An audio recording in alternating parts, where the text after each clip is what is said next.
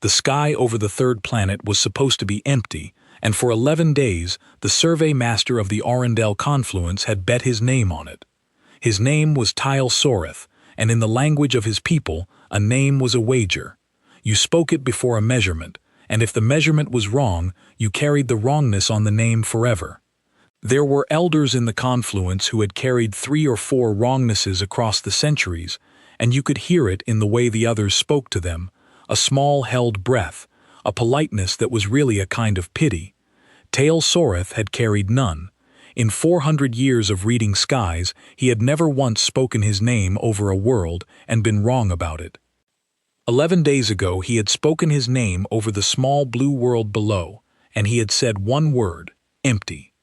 The Arundel did not invade. That was the first thing every younger species got wrong about them, and the younger species rarely lived long enough to correct the mistake. The Arundel arrived, measured, and then made the measurement true. They were not a fleet of warriors. They had no warriors. They were a fleet of editors, and reality to them was a draft, an unfinished and badly overwritten thing, and they had spent 400,000 years correcting it one world at a time. Their flagship was called the Settled Question. It was 9 kilometers of pale folded metal, smooth as a swallowed stone, and it did not carry guns, because guns were a confession that you could not simply decide a thing away. It carried something worse. It carried a device the Arundel called the Quorum, a machine that did not destroy a thing so much as decide the thing had never been very likely in the first place. Pointed at a moon, and the moon would discover, gently, over the course of an afternoon, that it had no especially good reason to exist. Then it would stop existing quietly, without dust, without noise, the way a word you cannot quite remember stops being a word. So when Tale Soreth said the blue planet was empty, he was not making a guess, he was making a plan. The Arundel had found a young species clinging to its surface, loud and clustered and breeding, 10 billion of them spread across the warm parts of one small world, and they had read the species and decided it was an error in the draft. It was too loud. It bred too fast. It would in time become a problem the way every loud breeding species eventually became a problem, and the Arundel preferred to correct problems while they were still small, while it still cost only an afternoon and a single turning of the Quorum.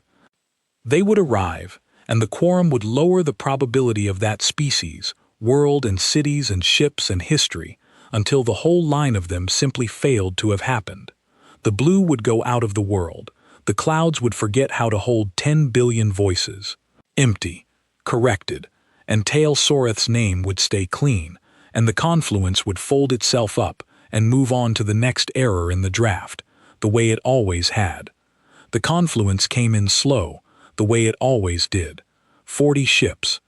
The Arundel never needed more than 40, and most of those 40 were not weapons either but witnesses, recorders, careful machines whose only job was to write down what had been corrected so the great draft of the universe could be kept tidy. The fighting ships, if you could call them that, numbered 9, and the 9th and greatest was the Settled Question, and it alone carried the Quorum, because one Quorum was all the Arundel had ever needed to unmake a world. They slid into the dark above the blue planet and unfolded their instruments, slow petals of pale metal opening to taste the light, and Tale Soreth stood in the reading deck of the Settled Question and waited for the world to be small. It was a beautiful planet. He would give it that, alone, where no one could hear him give it. Blue and turning, wrapped in white weather, lit on one curved edge by its own yellow star, and dark on the other, with the small lights of cities scattered across the night side like spilled grain. The Arundel had erased 19,000 worlds, and Tale Soreth had read the sky over most of them, and he had trained himself long ago not to find any of them beautiful, because beauty was a kind of argument, and the Arundel did not argue with what they corrected. You did not feel sorry for a misspelled word. You fixed it. He found this one beautiful anyway. He did not say so. He spoke his name, empty, into the reading deck where the instruments would hear it and bind it to the measurement, and he began the reading that would end the world. He had read the species before he had read the sky.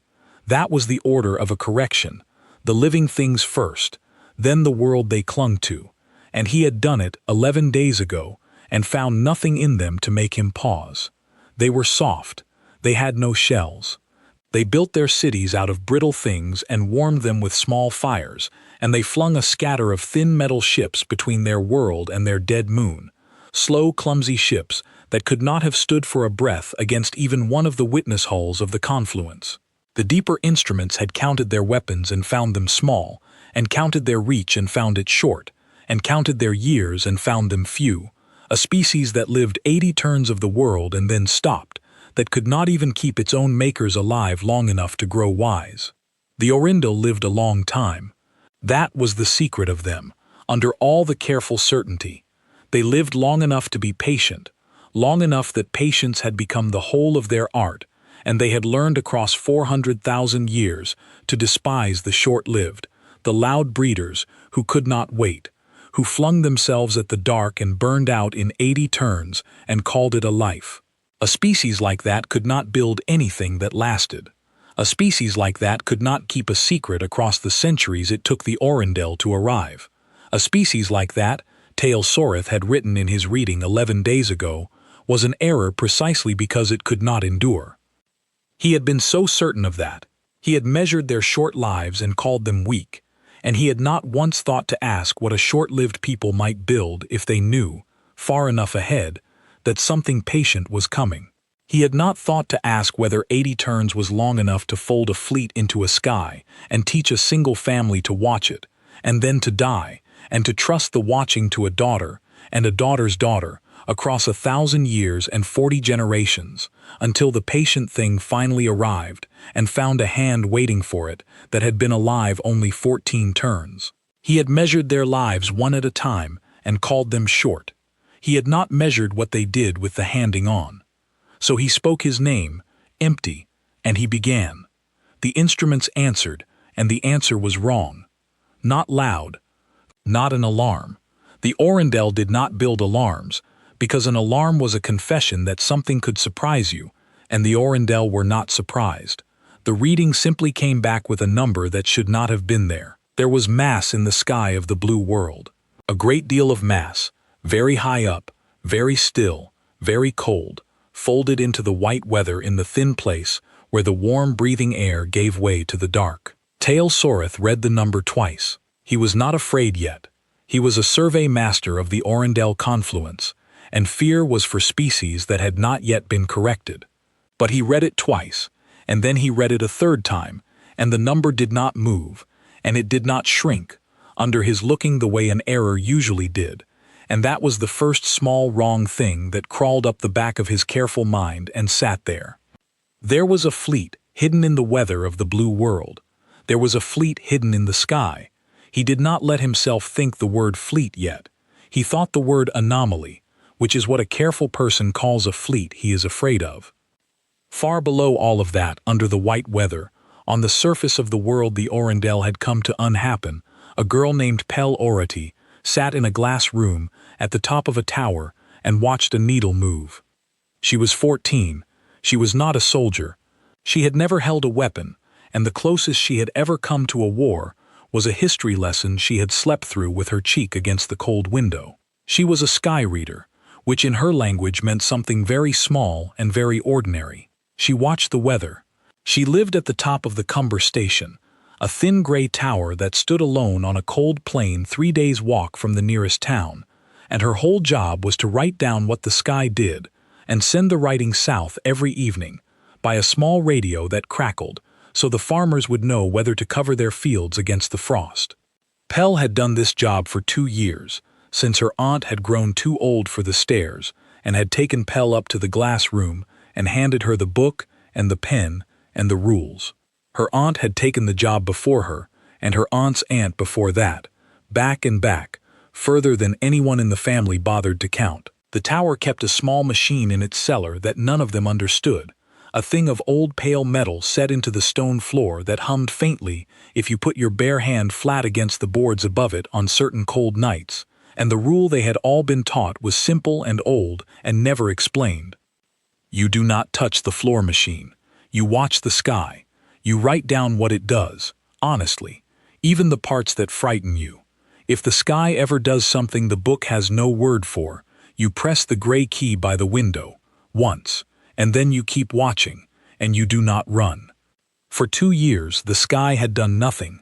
The book had no word for frost, and high thin cloud, and the long green curtains of light that came in the deep cold months, and storms that walked across the plain like slow gray animals. The book had a word for all of it. Pell had begun to think the rule about the gray key was a story, the kind of thing ants told to make a lonely job feel important.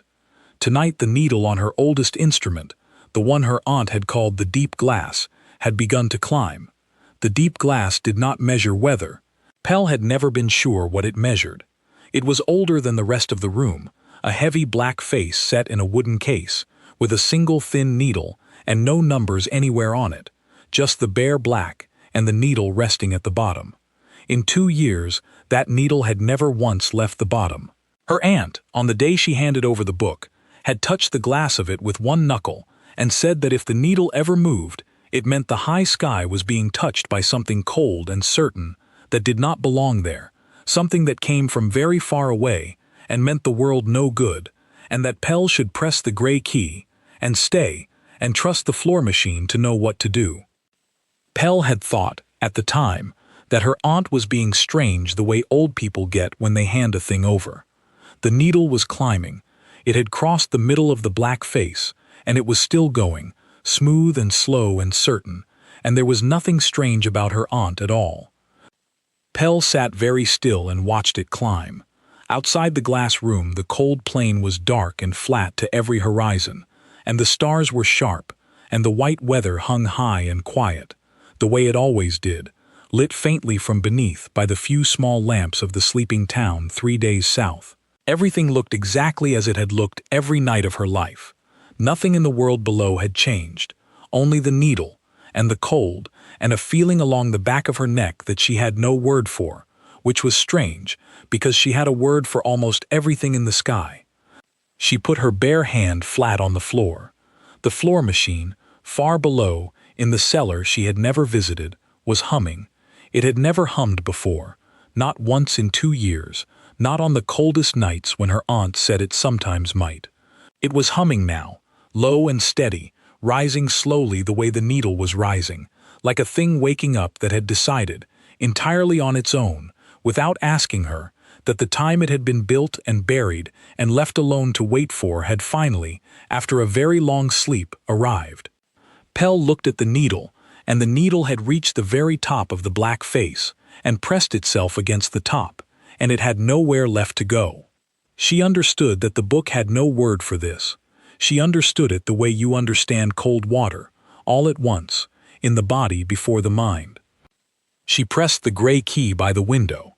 It clicked, small and dry, and somewhere a light she could not see came on, and then nothing else happened that she could hear. So, because her aunt had told her to, and because she was the kind of girl who did the small true thing she was told, and then stayed to see what came of it, she did not run. She sat back down at the glass, and she folded her cold hands in her lap, and she watched the sky. She did not yet know that 38,000 kilometers above her glass room, a pale folded ship the size of a mountain had just discovered that the world it had come to erase was not empty. She did not know that the empty sky over the cold plain, the sky she had watched and written down honestly every evening of her short life, had been all along the lid on something the careful, certain, world-deleting editors of the Orindel had no measurement for, and no word for, and very soon, no name to give the wrongness to but their own. Tail Soreth ordered the reading widened, and the sky of the blue world began to give up its secret a piece at a time, and every piece was worse than the last. The mass was not one ship. He had hoped, in the small unworthy part of a survey master that still hopes, that it would resolve into one ship, a single derelict thing left in a high orbit, easy to read and easy to dismiss. It did not resolve into one ship. It resolved into a layer. It ran around the whole curve of the planet, high in the cold thin air where the weather faded to nothing, a sheet of folded cold metal as wide as the world itself, unbroken, continuous, lying along the top of the sky like a second skin the planet had grown, and hidden under the first. It had been there, the instruments said, for a very long time. It had been there longer than the Orindel had been watching this particular star. The confluence kept records of every sky it had ever read, and the records showed that the Orindel had passed this star 11 times across the centuries. 11 careful readings, and not one of those readings had ever found the layer, because every one of those readings had measured the layer and written it down as weather. That was the part Tile Soreth could not make sit still in his mind. A species had built a fleet the size of a planet's sky and had taught it to look like clouds. They had folded warships into the shape of weather, given them the temperature of high cold air and the slow drift of cloud and the soft, uncertain edges that instruments learn to ignore, and they had parked the whole thing in the one place in the universe the Orindel never bothered to measure twice, because cold high air was empty. Everyone knew cold high air was empty. The Orindel above all species knew it was empty, because the Orindel were the ones who decided what empty meant, and they had decided it about this sky 11 separate times. He sent the question down the line that he was not, by custom, allowed to send so early.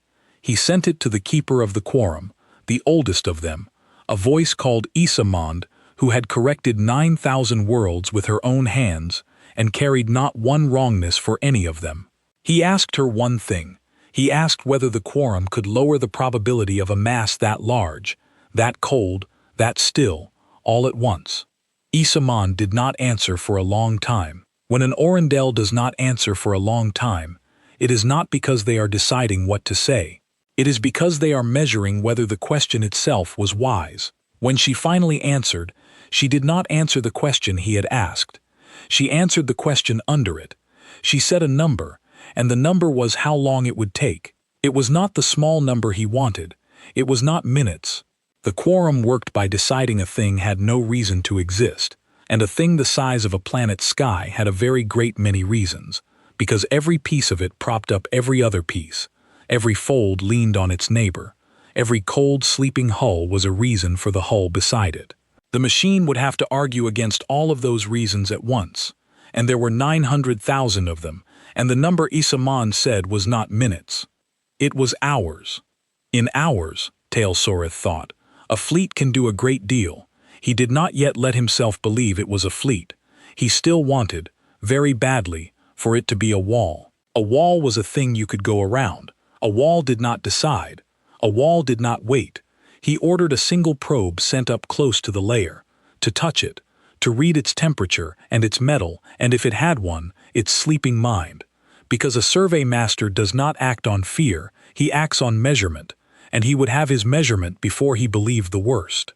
The probe went up out of the belly of the settled question, a clever small thing the length of a hand, and it crossed the dark and came down toward the white weather of the blue world, and at 400 kilometers from the layer the probe stopped. It did not break. Tale Soreth watched the read of it the whole way, and there was no flash, no impact, no heat, none of the small loud deaths a probe can die. It stopped.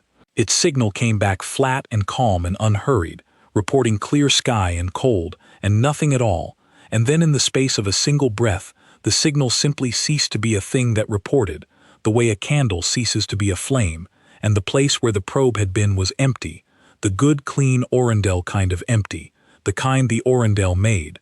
And Tale Soreth understood that something in the layer had reached out and decided the probe was no longer likely, and had done it without warning, and had done it in less than a breath, and had done it without the quorum, without 9 kilometers of machine, without 400,000 years of practice. The layer had done to the probe exactly what the Orindel did to worlds. It had corrected it. It had spelled the probe out of the draft and gone back to sleep. So the layer could do what they did. And the layer was the size of a sky. And there were, the instruments now said, having stopped pretending the folds were weather, having counted the seams and the cold sleeping shapes one by one until the counting hurt, 900,000 separate hulls in it. 900,000. The whole of the Orindel confluence was 40. He called the council of the 9 fighting ships, because that was what custom demanded when a survey master found himself afraid, and he was afraid, and for once he did not bother to hide it behind the careful words. The 9 voices came onto the deck, one from each ship, old and cold and certain, and he laid the reading before them, the layer, the probe, the 900,000 hulls, and he waited for them to tell him he had misread. They did not tell him he had misread. The Orindel did not lie to one another, because a lie was a measurement you knew was wrong, and the Orindel did not carry wrongness on purpose. The 9 voices read the same sky he had read, and one by one they fell silent, and the silence of 9 certain elders is a loud thing, and Tail Soreth listened to it fill the reading deck. It was the voice from the second ship, an old reader named Vesharu, who had corrected more skies than anyone but Isamond, who finally said the thing none of them wanted to measure aloud. He asked how a species so young, so loud, so soft, a species the Orindel had clearly judged worth correcting, had built a fleet the size of its own sky and an art equal to the quorum, and had then done nothing with it. He asked why, if they could do to the confluence what the confluence did to worlds, they had not done it already. In the long 11 days the Orindel had hung above them deciding their death. The question sat on the deck, and no one answered it, because the answer, when Tail Soreth finally found it, was worse than the silence. The blue world had not done nothing. The blue world had been waiting. It had let the Orindel come, and let them measure, and let them decide, and let them say empty, 11 days of letting, because a species that builds a fleet the size of a sky, and then hides it, does not want to win a fight. It wants to be misjudged. It wants you to lean all your weight on the wrong answer, and then it wants you to feel the floor give way. Tail Soreth ordered the deeper instruments turned on the surface of the world itself, the ones the Orindel used only when a correction was nearly complete, the ones that read the small living things. And the surface of the blue world lit up under that reading with a pattern he did not understand at first, a scatter of tiny cold points, hundreds of them, set across the lonely places of every continent, the high plains and the deep deserts, and the empty ice, each one small and quiet, and humming faintly with the same cold note as the layer above. He thought at first they were defenses. Then he understood. They were not defenses. They were roots. The fleet in the sky had roots reaching down into the surface, hundreds of them, buried in the loneliest corners of the world, where no army would ever march, and no editor would ever bother to read, and each root was a small quiet place, and in each small quiet place, the deeper instrument said, there was a single living thing. He could not read what the living things were doing. He could only read that they were there, one to a root, waiting, and that the layer in the sky was somehow listening to them, leaning down toward them across the cold air, as if the whole vast fleet were not waiting on a captain, or a code, or a war, but on the small quiet answer of a few hundred ordinary living things scattered across a lonely world. Tail Soreth had corrected 19,000 worlds, and he had never once seen a fleet built to ask permission. The Orindel did not ask permission. The Orindel were the permission, and here was a sky the size of a world that would not move, that could unmake the confluence in a breath, and that was waiting, patient as cold metal, for someone small and soft and unarmed on the surface to tell it that it was time. Tail Soreth stood in the reading deck of the settled question and felt, for the first time in a life longer than most empires, the thing his elders carried. He felt the wager of his own name turn over in his chest like a swallowed stone. He had spoken his name over this world. He had said empty, and the world had been keeping a fleet the size of its own sky, and he had read it 11 times across the centuries. His whole careful people had, and every one of them had said empty, and now he understood that the wrongness was not his alone. The wrongness was 400,000 years deep. The wrongness was the Orindel. Far below, Pel Ority watched the sky change. It began as a line, a thin bright seam, very high, running from one horizon to the other, as if someone had drawn a single pale thread across the top of the dark with a ruler. Pel had never seen anything like it, and she had seen everything the sky did. It was not lightning, which flickered and forked and died. It did not move like the green curtains of the cold months. It held, and it glowed, steady as a held note, and it was the color of cold iron in the moment before it goes white in the forge. She found the book by feel without looking away, and turned to a clean page, and wrote the time, because that was the work, the writing down of true things, and it steadied her hands to do the work. Then the seam widened, and Pell understood that it was an opening. The white weather, the high clouds she had watched her whole life and had 100 careful words for, began to draw back from the seam, slowly, the way skin draws back from a wound, the way the surface of a pond draws back from a dropped stone. And behind the weather there was metal. There had always been metal. She could see that now, and seeing it she felt the whole world tilt under her, gently, the way it does when you learn that a thing you trusted was a curtain. The clouds had been a curtain. The curtain was opening.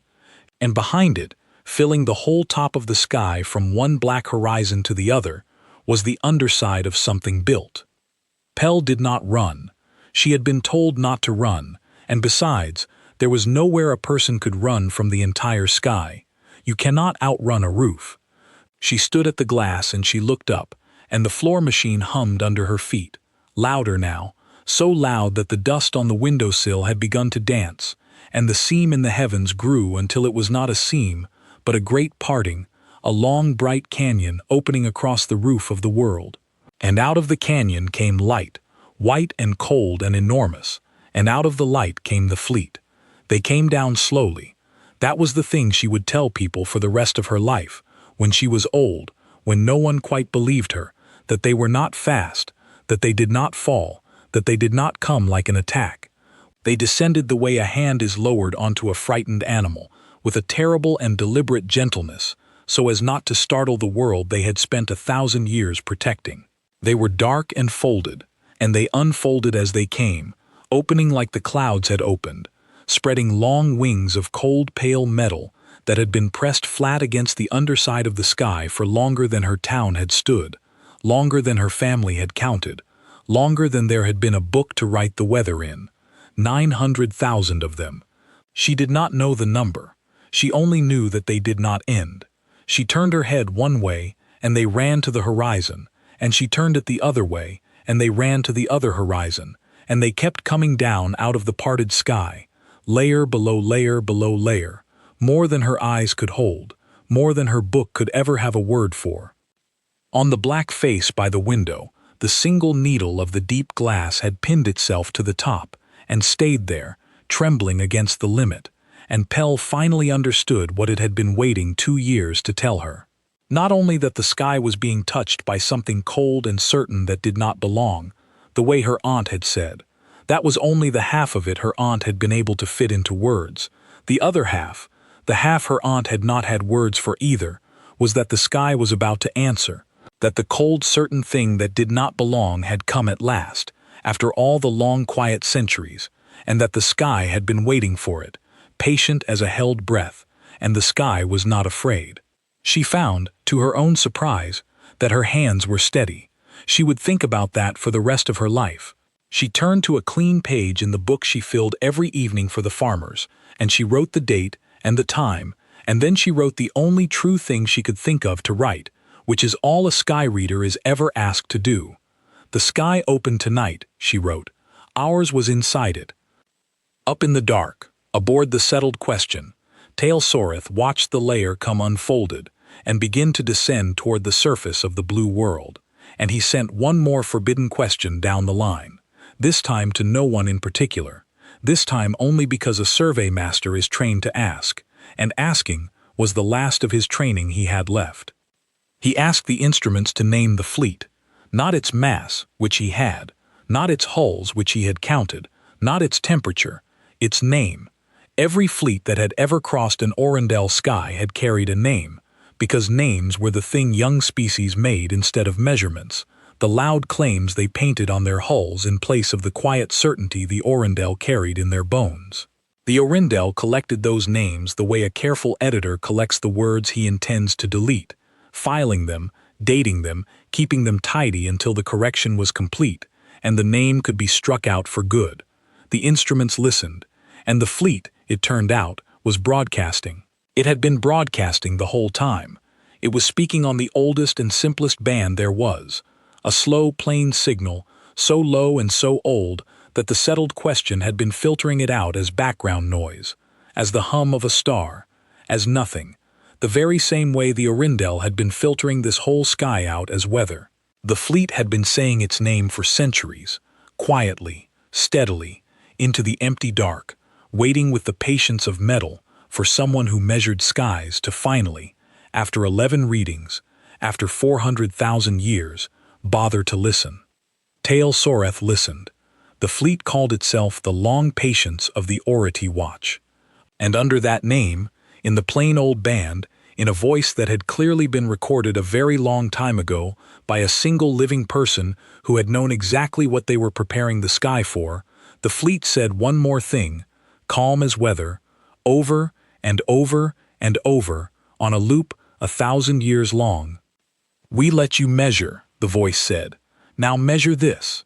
Tail Soreth, survey master of the Arundel confluence, keeper of 19,000 corrected worlds, looked at the name of the fleet, rising out of the sky he had called empty, and he understood that the blue world had not been hiding from the Arundel. You do not broadcast your name for 1,000 years if you are hiding.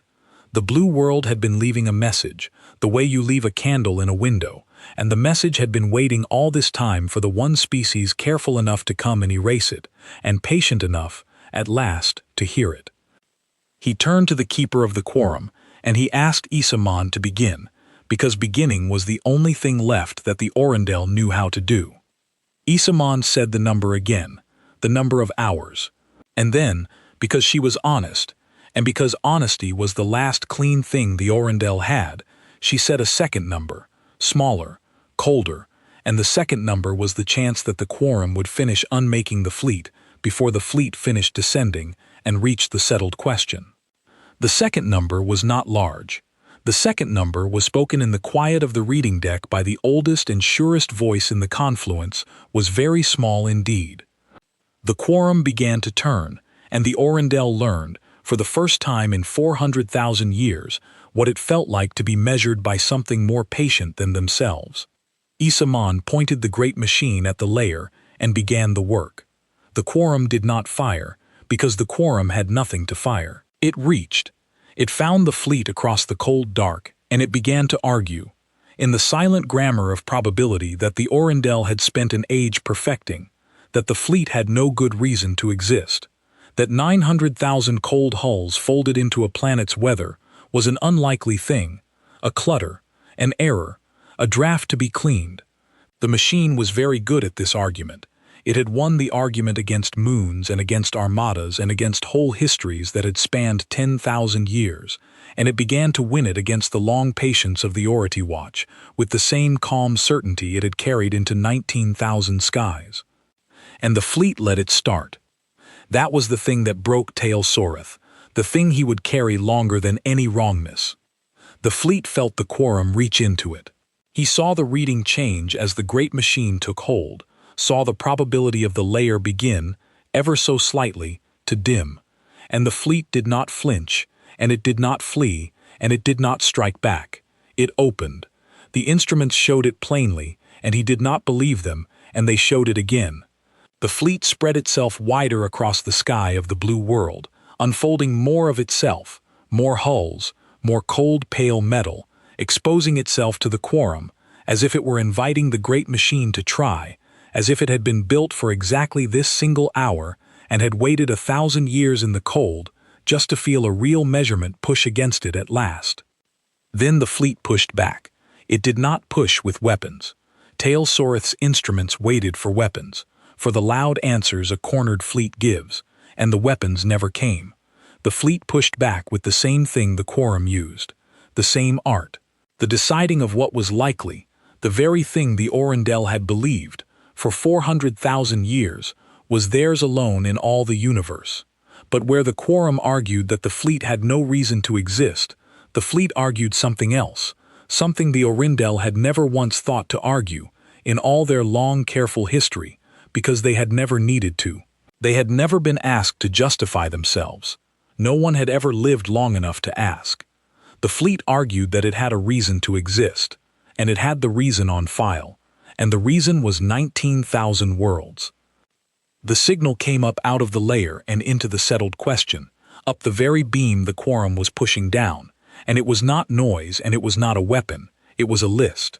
The fleet had a record of every world the Orindel had ever corrected, every moon they had quietly unmade, every loud breeding species they had decided into the past tense across 400,000 years. 19,000 of them, named, dated, ordered, kept, the way Pello Ratti dated the weather every evening in her book, the same plain, honest writing down of true things, and the list rose into the quorum, and the quorum tried to delete the list, reached for it with the same art that had unmade moons, and could not, because the list was true. And the one thing the Orindel had never, in 400,000 years, built their great machine to argue against was a thing that had already happened and been written down and was simply, stubbornly, true. The quorum stalled. Tail Soreth saw the number that Isamond had given him, the number of hours until the fleet was unmade, and he watched it stop falling. And then, slowly, he watched it begin to rise.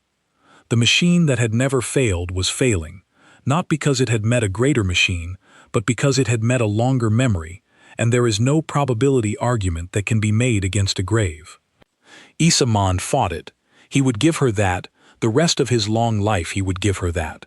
The keeper of the quorum bent the whole of her ancient art against the list, and Tail Soreth, who had read skies for 400 years, had never seen the great machine pushed so hard. She did not argue against the truth of the names, because even she could not, so she argued around them.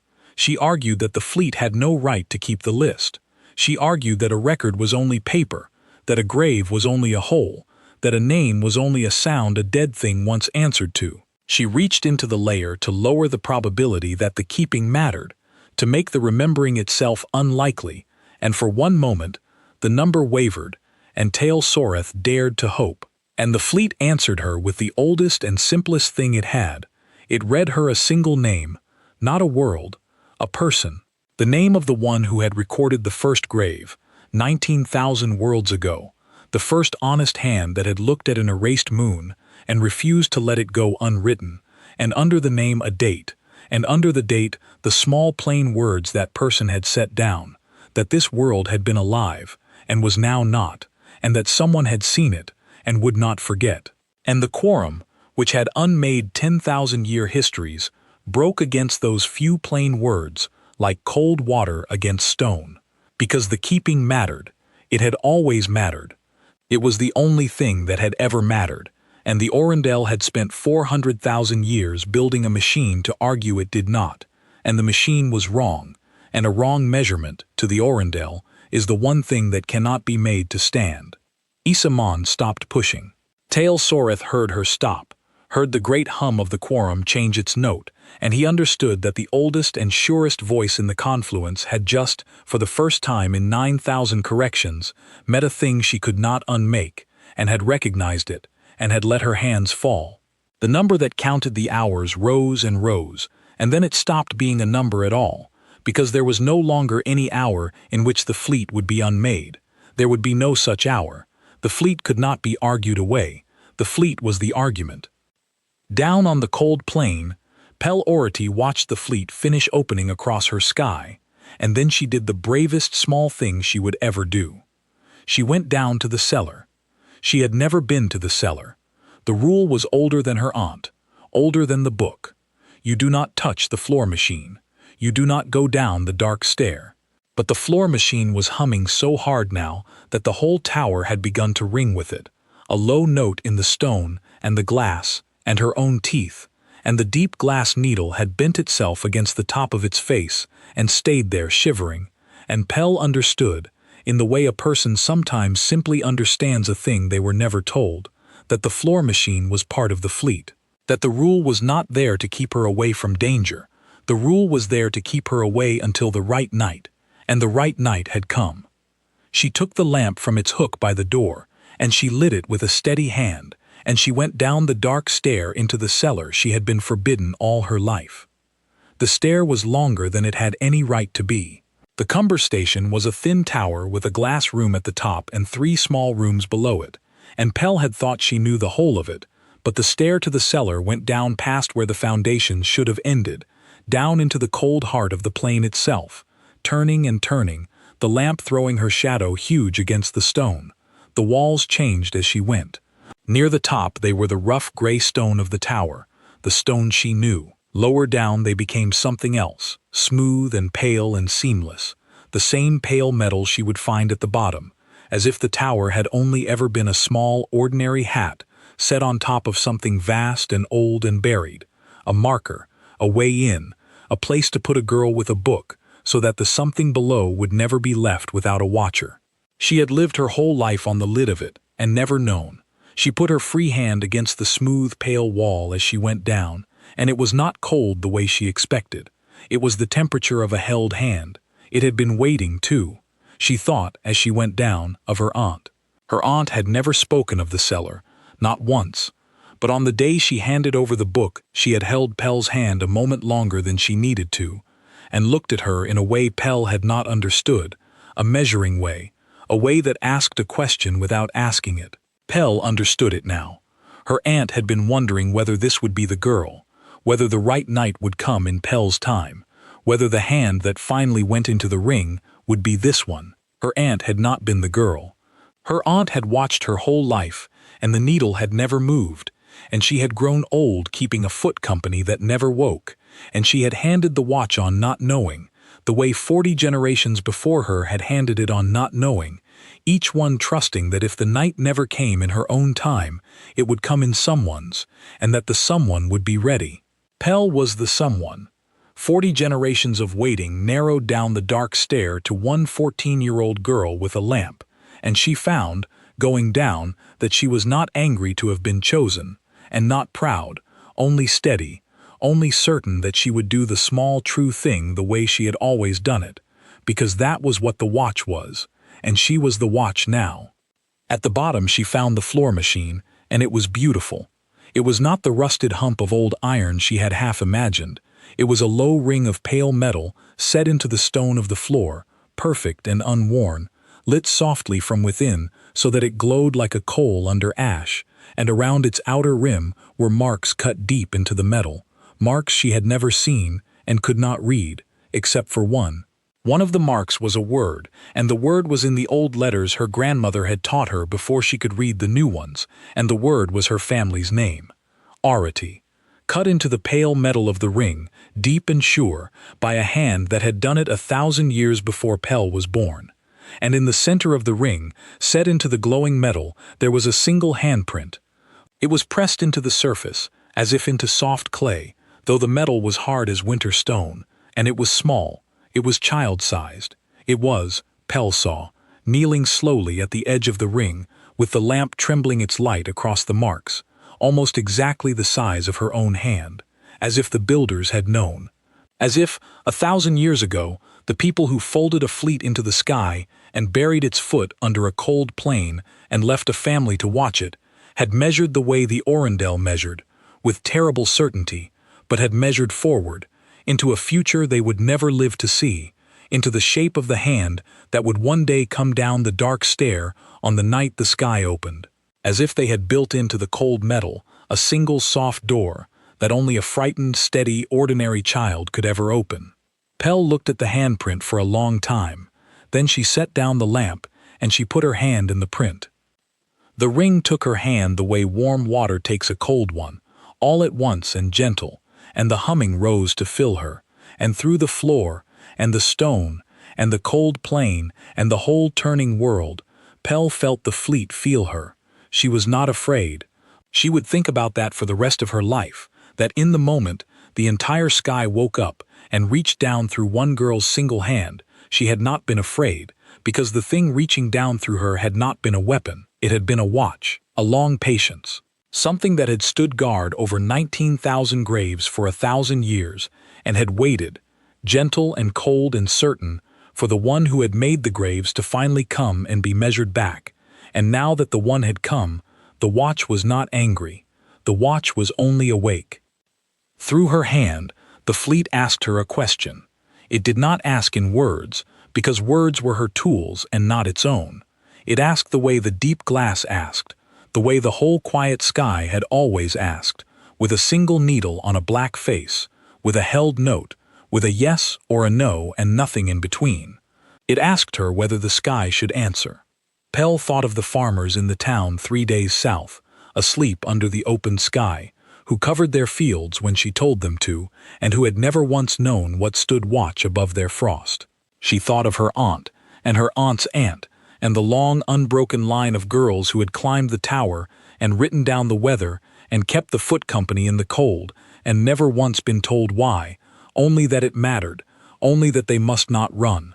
She thought of the word cut into the ring, her own name, set there by people who had trusted, across 1,000 years of dark, that someone of her blood would be standing exactly here, on exactly the right night, with exactly a steady enough hand. She pressed her hand flat against the print, the way she pressed the gray key, the way she had been taught all her life to do the small true thing and then stay and watch what came of it. Yes, she told the sky. Answer. Up in the dark, Tail Soreth saw the whole layer change at once. The fleet had been waiting on something. He had read the hesitation in it from the first moment. A held breath stretched across 900,000 hulls. A fleet fully woken and fully able and yet not acting, and he had not understood it, and the not understanding had frightened him more than any weapon could have. Now, in an instant he understood it. The fleet had not woken on its own. The fleet had asked, somewhere on the surface of the blue world, in some place far too small for the Orindel ever to have measured, in a place the quorum could not have found if it searched for a year, the fleet had asked a single living thing whether it should answer, and the living thing had said yes. And now the answer was coming. The cold sleeping shapes in the layer opened their eyes all at once, 900,000 of them, and the quorum, already stalled against the list of the dead, felt the whole fleet turn. It felt the layer stop spending its strength on holding still, on looking like weather, on enduring the machine's argument, and felt it turn all of that strength around and send it back up the beam, up the quorum's own road, toward the source. And Isamon's number, the number of hours until the fleet was unmade, fell off the bottom of the scale and stopped being that kind of number at all. It became a different kind of number entirely, the kind that does not count up toward a victory, the kind that counts down toward an arrival. Tal Soreth, who had corrected 19,000 worlds, who had spoken his name over this one and called it empty, who had carried not one wrongness in 400 years and now carried the deepest wrongness any Orindel had ever carried, looked at the fleet rising to meet him out of the sky he had misjudged, and he did the one thing in all the universe the Orindel had never taught him how to do, because they had never once, in 400,000 years, had any reason to learn it. He gave the order to flee. The Orindel did not know how to flee, and the Blue World's fleet did not give them time to learn. The order went out from the settled question to all 40 hulls, and the pale ships of the confluence began to fold themselves up for the leap to deep dark, the way they had folded away from 19,000 corrected skies. And they discovered, one ship at a time, that leaving was no longer likely. The long patience of the Ority watch had reached up the quorum's own beam, had walked it back to the source like a patient hand walking up a thrown rope, and had laid over the whole Orindel fleet the same gentle and terrible decision the Orindel had laid over 19,000 worlds. It did not destroy them. It did the thing the Orindel had spent an age believing was theirs alone, the thing they finally fully understood for the first time in their long history, because now it was their own art turned around and held with a steady hand to their own throats. It lowered the probability of their escape. Tail Soreth gave the order to fold, and the fold failed. Not with fire, not with the breaking of metal. It failed the way a word fails to come when you reach for it, the way a step fails to land in a dream. The settled question tried to leave, and found that leaving had quietly stopped being one of the things it was able to do. The instruments did not show damage anywhere. There was no torn hull, no scorched deck, no death he could point to. They showed only unlikelihood, spreading slowly through the 40 ships like cold spreading through still water, and Tail Soreth understood, with a clarity that was almost peaceful, that the Blue World's fleet, could have unhappened all 40 of them in a single breath, the way it had unhappened the probe at 400 kilometers, and that it was choosing, deliberately, hull by hull, moment by moment, not to. It was not killing them, it was holding them. It had reached across the cold dark and taken the entire Orindel confluence into its hand, gently, the way it had taken a frightened girl's cold hand in the glowing ring far below, and it was simply, patiently, not letting go. The 9 fighting ships felt it first, and then the 31 witnesses, the careful recorders that had come to write down the correction of the world, and now found themselves the thing being written down. Tail Soreth heard them across the line, one after another, each captain reaching for the fold and finding it gone, each voice reporting the same impossible reading: no damage, no breach, no death, only the slow, cold spread of unlikelihood through their hulls like frost climbing a window. Vesh Aru, on the second ship, the old reader who had asked the question no one could answer, spoke once across the line, and his voice was not the voice of a certain elder anymore. He said only that he understood now. He said that this was what it had felt like, every time, for 19,000 worlds, to be measured by something that had already decided, and to have no say, and no weapon, and no hour, and no name to give the wrongness to but your own. He said it quietly, and then he said nothing else, and Tail Soreth thought that of all the corrections the Orindel had ever made, this was the only one in which the corrected thing had been made to feel it first, and live. And the holding was gentle. That was the part that none of them could bear. A cruel hand would have been easier. A cruel hand they could have understood, could have hated, could have measured as an enemy and answered as an enemy. But the fleet held them the way you hold a thing you do not wish to harm and cannot afford to release, firmly and without anger, and there was a terrible patience in it, the patience of a people who had waited 1,000 years in the cold for exactly this, and were in no hurry now that it had come. The Orindel had always been the patient ones. They had taught themselves to wait centuries for a correction to ripen, and they discovered, held in the gentle hand of the blue world sky, that they had never once in 400,000 years met a patience deeper than their own, and that it was a humbling thing, and a frightening thing, to be the impatient one at last. A voice came up out of the layer then, on the plain old band, and it was not the recorded voice anymore. The 1,000-year loop had stopped. This voice was new. It was live. It was, though Tail Soreth could not have known it and never would, the voice of the whole watch speaking through one small open hand on the surface of the world, a girl's yes given shape and weight, and turned outward across the dark, and what it said was not a threat. It said the list. The fleet began, hull by hull, in a slow and ordered chorus, to read the 19,000 worlds aloud. Not as an attack. The instruments kept waiting for it to become an attack, and it never did. It was a record. The names rose up the beam and filled the reading deck of the settled question, and they would not be filtered out as noise, and they would not be argued down by the quorum, and every name was a world the Orindel had decided into the past tense, and every name was a sky that some careful editor of the confluence had once looked at and called empty. The fleet read them the way Pel Ority wrote down the weather, plainly, without anger, one true thing after another, in order, by date, because the fleet had been built by a species that had learned, somewhere in its loud short breeding history, the one lesson the Orindel in all their length had never learned. The Orindel believed that the way to win was to make a thing unlikely. The blue world believed that the way to win was to make a thing remembered, and remembrance, it turned out, in the cold dark above a small blue planet, was the stronger of the two machines. Because you could lower the odds of a ship, and you could lower the odds of a moon, and you could even lower the odds of a history 10,000 years long, but you could not lower the odds of a thing that had already happened and been written down by an honest hand. The fleet had written down everything.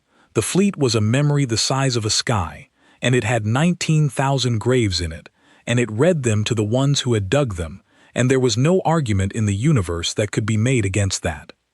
Tail Soreth tried, near the start, when the listening was still new, and he was still a survey master, and not yet whatever the listening would make of him, to find the flaw in it.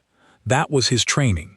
You read a thing, and you found where it was thin, and you pushed there. So he listened for the lie in the list, the one false name that would let him call the whole of it untrue, because a single wrongness is enough to throw out a measurement, and a thrown-out measurement is a thing you no longer have to feel. He listened for 10,000 names for the lie. He did not find it. The list was not only true, it was careful, more careful than any record the Arundel kept, dated and cross-checked and honest even about the small things, even about the worlds the blue world could not have known much of, where the record simply said that little was known, that a people had lived here, that their name was lost, that they were remembered anyway. And it was that, in the end, that broke the last of his resistance. Not the worlds the list knew, the worlds it admitted it did not know, and grieved for regardless. The Arundel had never grieved for a thing they could not measure. The blue world grieved for the gaps. And as the names went on, Tail Soreth began to hear, under them, a thing he had not noticed at first. The fleet was not reading the list the same way twice. Each name was read in a slightly different voice, a slightly different weight, as if 900,000 hulls were not reciting a single list together, but each remembering a part of it themselves, as if the fleet had divided the dead among its hulls, so that no single hull carried the whole weight, and no single name went unheld. He understood then that the fleet was not a machine that had been loaded with a record. The fleet was a record that had been given hulls. The remembering had come first. The warships were only the shape the remembering had needed to take, so that it could wait 1,000 years in the cold and not be lost, and so that on the night the patient thing arrived, the remembering would have a sky to stand in and a voice to speak with and a hand on the surface to ask. Tail Soreth listened to the names of the worlds he had erased, and he did the second thing the Arundel had never taught him. He listened all the way to the end. It took a long time. There were 19,000 of them, and the fleet read them at the pace of honest speech, not rushing, not gloating, the way you read a thing that matters.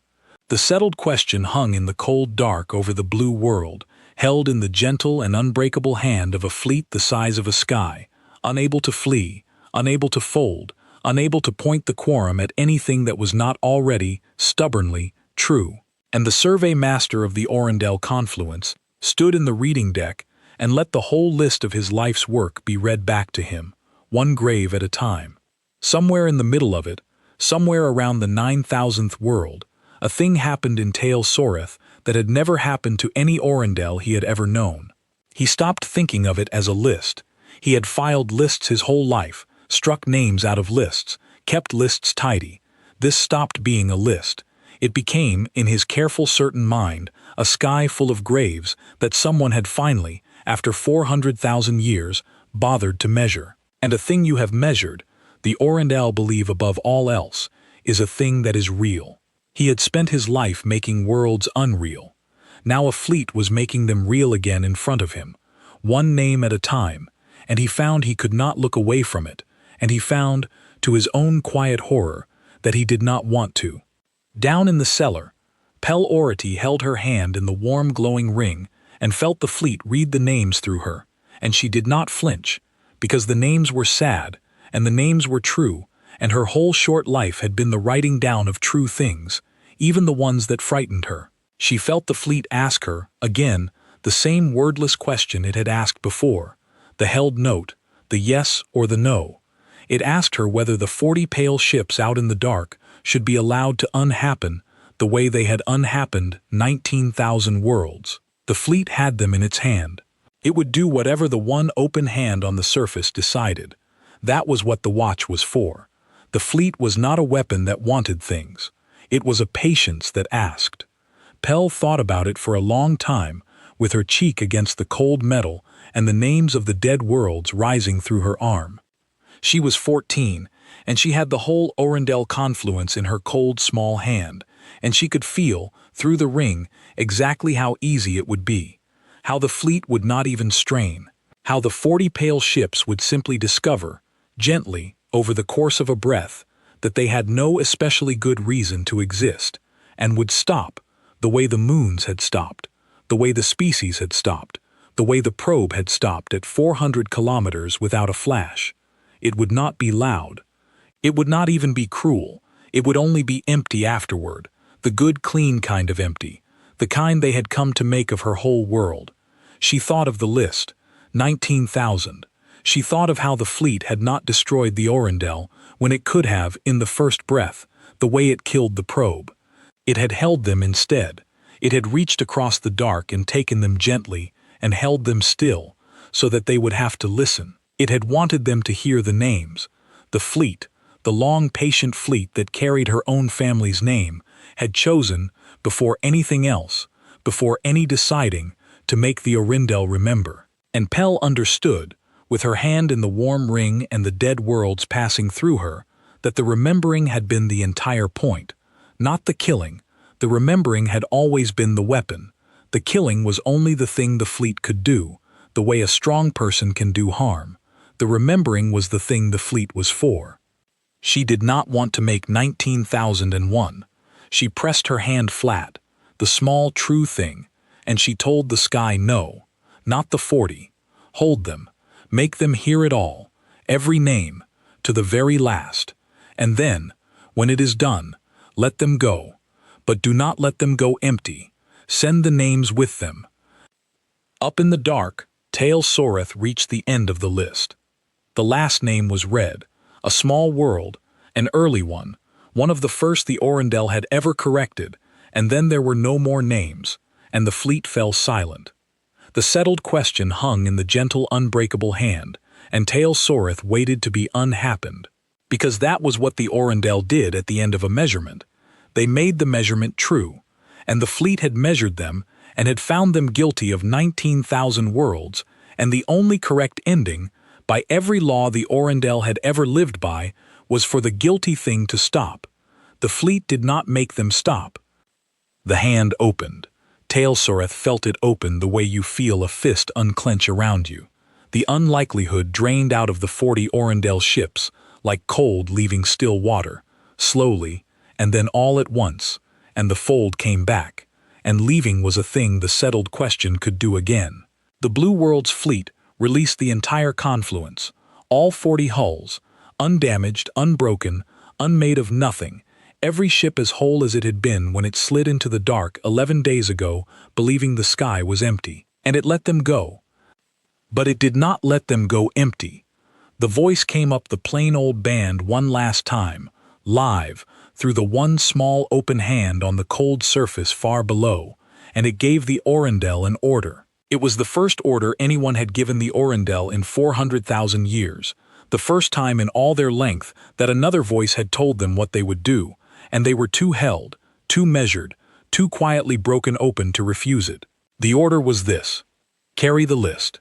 Take the names of the 19,000 worlds, every single one, into your memory, and carry them home, and read them aloud in every Orindel sky there is.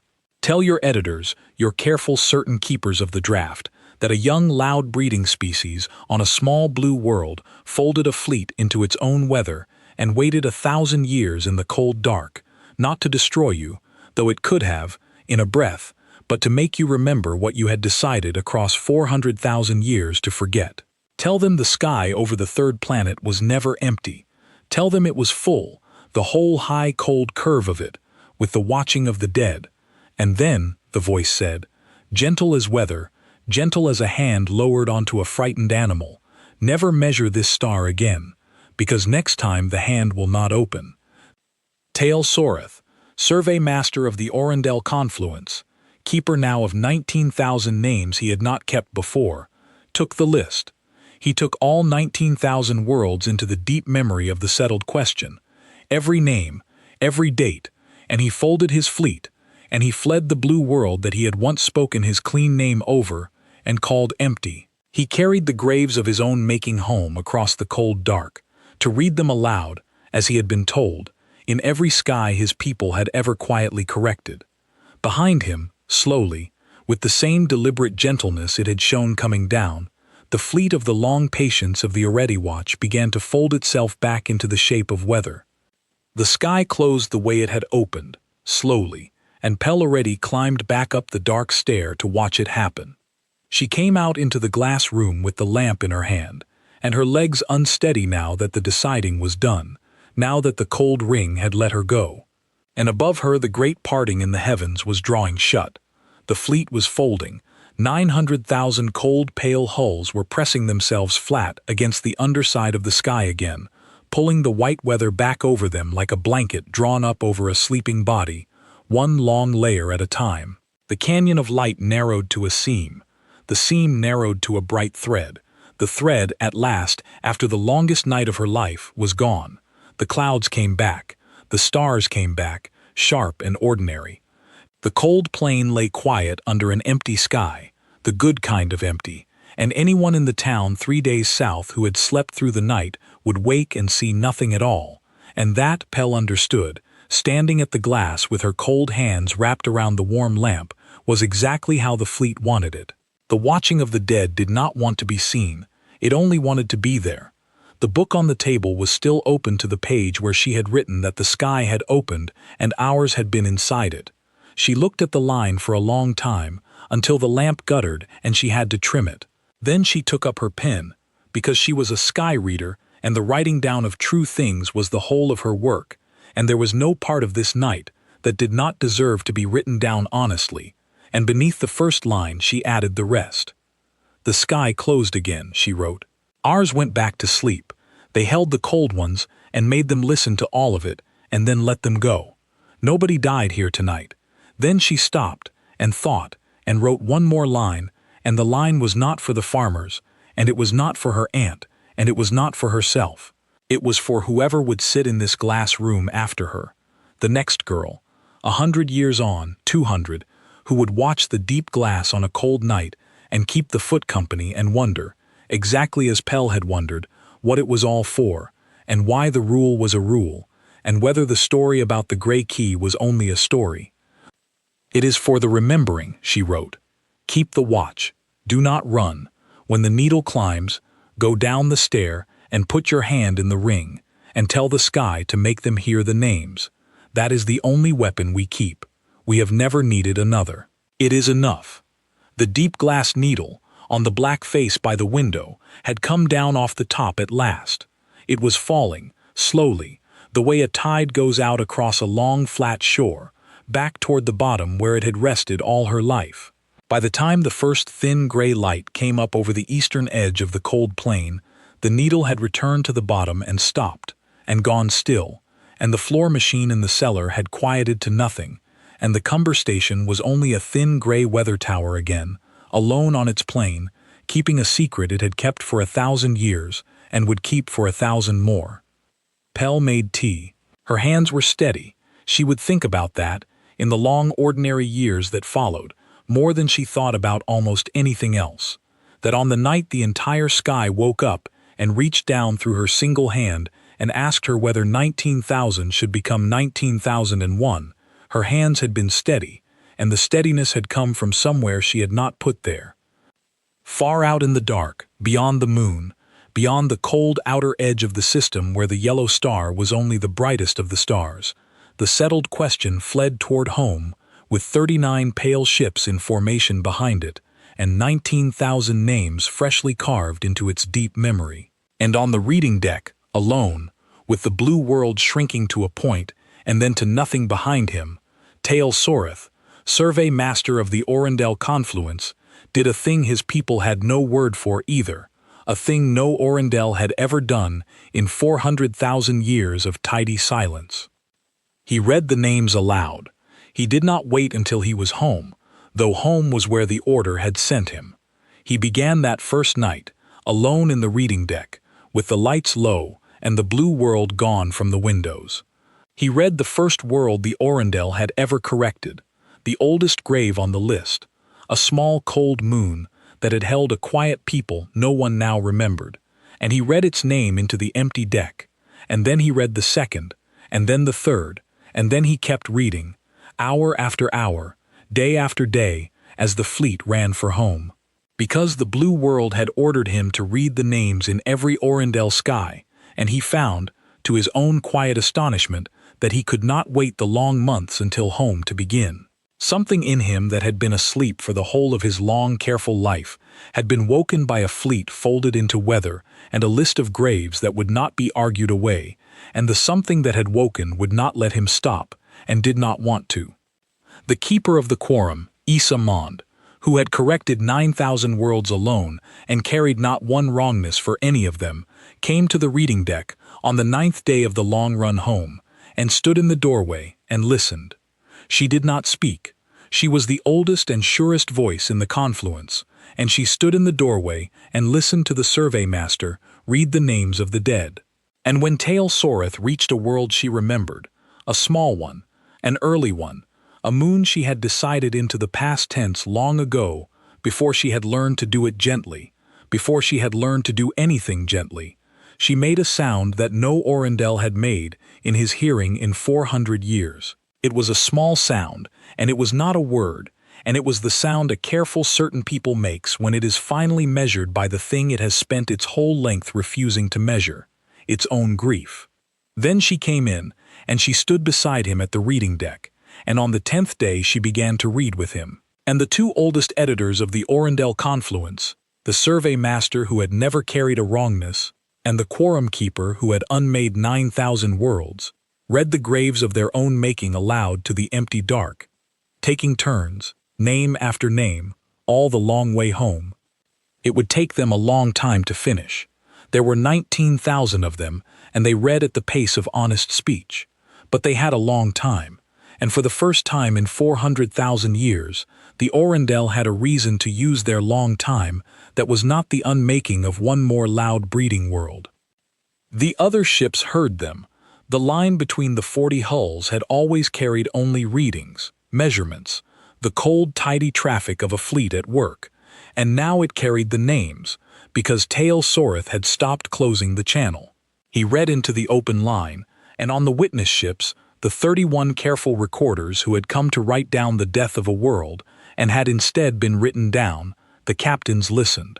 One by one they stopped their other work. There was no other work. There was no world to correct, no draft to clean, only the long run home, and the names coming across the line in two old voices, and the recorders, whose whole purpose was the keeping of records, found that they had spent 400,000 years keeping the wrong ones. They had kept the records of the correcting. They had never once kept the records of the corrected. And now an honest list was coming across the line, the first honest list the Confluence had ever carried, and the recorders did the thing they were built to do. They began to copy it.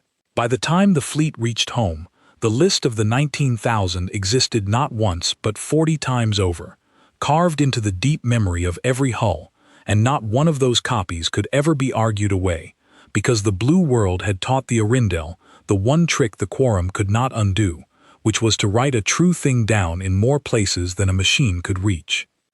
There was a young reader on the 7th ship, the youngest in the whole confluence, a voice called Imosef, who had corrected only one world and carried its wrongness uneasily, the way the young do.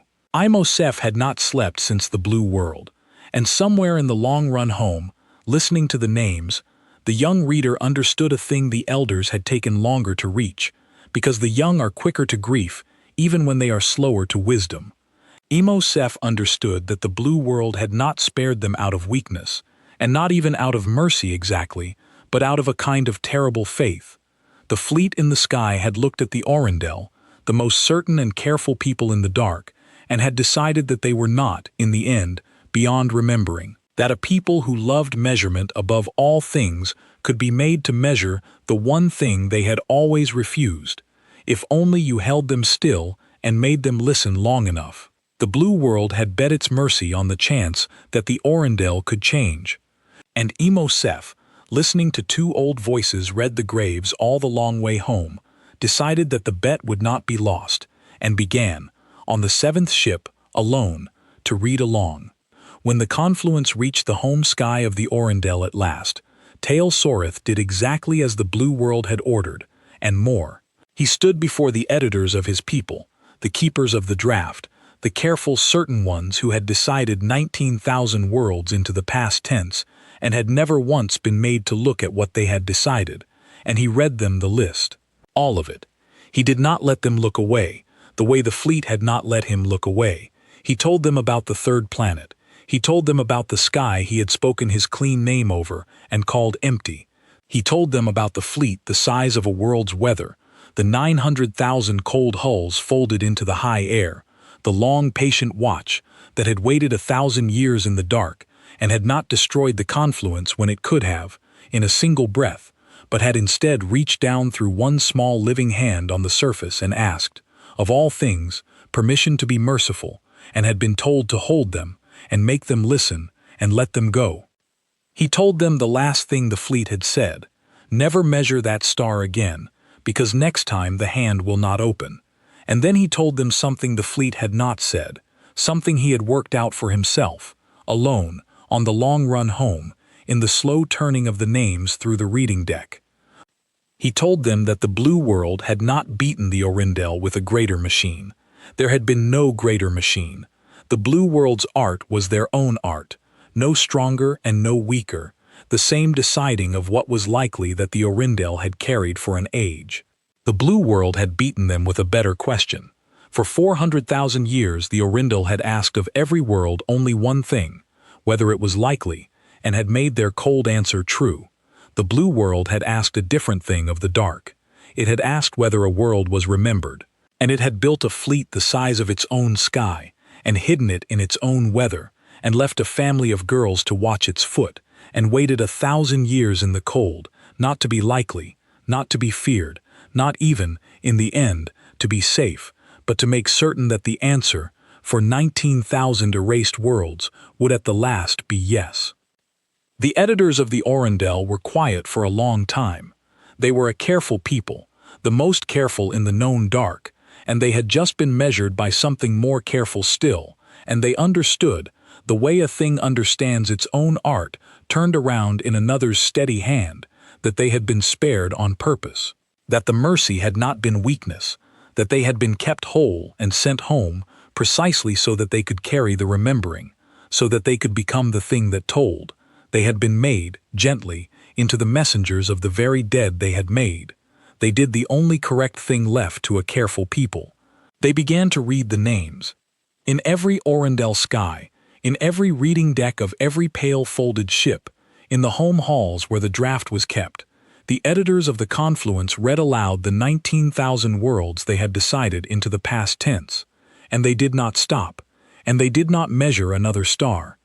And slowly, over a long time, longer than Pelleretti would live, the Orindel stopped being a fleet of editors and became, instead, a fleet of witnesses, which was the one quiet thing a young loud breeding species on a small blue world had decided, long ago, folding warships into clouds, that the careful certain editors of the dark ought to become. On the third planet, the years went on, and the sky over the cold plain stayed empty, the good kind of empty, the kind that is a lid on something patient. Pelleretti grew old in the Cumber station. She watched the weather and wrote it down for the farmers, every evening, by the small radio that crackled, the way her aunt had before her, and her aunt's aunt before that. And the deep glass needle stayed at the bottom of its black face, and never moved again, not once in all her long years, because the Orindel never came back. Because they had been told, and because, for once in 400,000 years, a careful certain people had chosen to believe a thing they could not measure, on the word of a sky that had taken them gently in its hand and let them go. She trained a girl to take the watch after her, when her own legs grew too old for the stairs, the way she herself had been trained. She taught her the weather, and the 100 words for the clouds, and the honest writing down of true things even when they frighten you. And on the last evening, when the girl was ready, and the book was hers, Pell took her down the dark stair to the cellar, slowly, a step at a time, and showed her the ring of pale metal with the family name cut deep into its rim, and the small child-sized handprint pressed into its center, waiting, as it had waited 1,000 years already, for the next right hand on the next right night. She did not tell the girl everything. There was no need, and some of it was not hers to tell. She told her only what she had written in the book, on the night the sky opened, the same words, no more and no fewer. Keep the watch, do not run. When the needle climbs, go down the stair and put your hand in the ring, and tell the sky to make them hear the names.